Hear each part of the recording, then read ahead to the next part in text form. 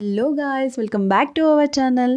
ఈరోజు మీకోసం ఒక మంచి రెసిపీతో వచ్చేసాను. బయట క్రిస్పీగా లోపల సాఫ్ట్గా కరిగిపోయే ఈ ఫిష్ ఫ్రైని ఎలా చేసుకోవాలో ఈరోజు చూసేయండి. ముందుగా ఫిష్ పీసెస్ని మంచిగా క్లీన్ చేసుకొని దాంట్లో కొంచెం జింజర్ గార్లిక్ పేస్ట్ అండ్ ఇంకా turmeric powder, salt and chilli powder వేసుకోవాలి. బై ద వే ఏదో క్రిస్పీ అన్నానని చెప్పి డీప్ ఫ్రై అయితే చేస్తాం అనుకోకండి, అస్సలు చేయం. మనది తెలుసు కదా, మొత్తం హెల్దీ అంతే. సరే ప్రాసెస్ మిడిల్లో ఉన్నాం కదా, ఫస్ట్ ప్రాసెస్ ఫినిష్ చేసేద్దాం. కొంచెం coriander powder and jeera powder and also లెమన్ని కూడా స్క్వీజ్ చేసుకొని కొంచెం ఆయిల్ వేసుకొని మంచిగా ఫిష్ పీసెస్కి మసాజ్ చేయాలి. ఎలా చేయాలంటే పక్కన దాని ఫ్రెండ్స్ ఉంటే కనుక ఖచ్చితంగా నేను కూడా చచ్చిపోయి ఇట్లా మసాజ్ చేయించుకోవాలి అన్నట్టు ఉండాలి. అంటే అలా స్మూత్గా అన్ని ఫిష్ పీసెస్కి పట్టేటట్టు మసాజ్ చేసుకోవాలి.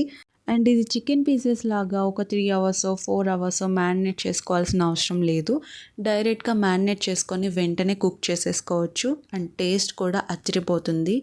నెక్స్ట్ ఒక ప్యాన్ తీసుకొని దాంట్లో ఆయిల్ యాడ్ చేసుకొని ఆయిల్ కొంచెం హీట్ ఎక్కినాక నేను చూపిస్తున్నట్టు ఇట్లా ఫిష్ పీసెస్ని అయితే పరుచుకొని మంచిగా లిడ్ పెట్టేయండి. అండ్ ఇక్కడ మీరు ఒకటి అబ్జర్వ్ చేస్తే నేను నాన్ స్టిక్ ప్యాన్ యూస్ చేస్తున్నాను. ఇక్కడ మీరైతే అస్సలు యూస్ చేయకండి, నేను ఇది అస్సలు రికమెండ్ చేయను.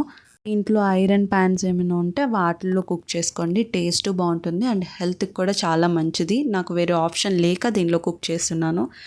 సో ఇంకా లిడ్ ఓపెన్ చేసి ఆ ఫిష్ పీసెస్ని అయితే ఫ్లిప్ చేసుకోండి ఇంకో సైడ్కి.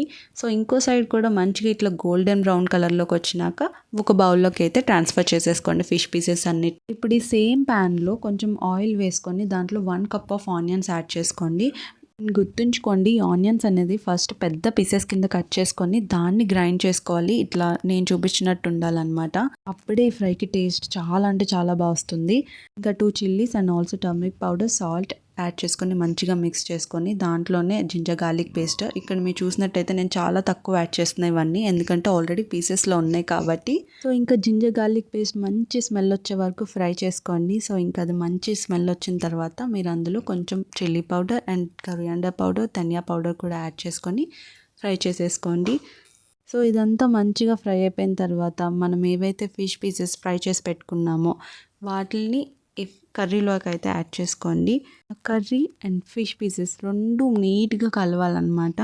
అందుకే మంచిగా అన్నిటికీ పట్టేటట్టు ఫ్లిప్ చేసుకుంటూ నీట్గా కలుపుకొని లాస్ట్లో కొత్తిమీర యాడ్ చేసుకొని దించేసుకొని వేడి వేడి అన్నంలో సర్వ్ చేసుకొని తింటే ఉంటుందండి, అదిరిపోయింది అనుకోండి. ఇంక ఈ వీడియో మీకు నచ్చితే please do like, share and subscribe.